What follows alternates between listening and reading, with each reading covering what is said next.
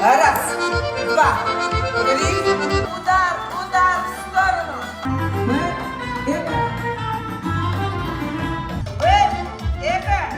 Пусть стоим.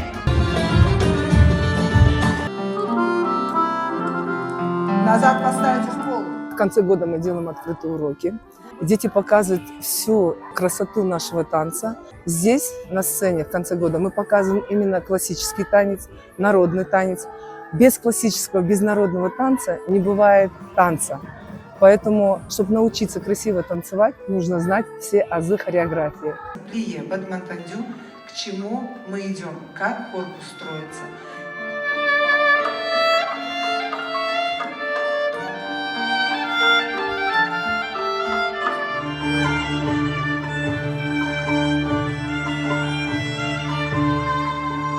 Мы показываем родителям то, чему научились. Ноги как искры. Собрали.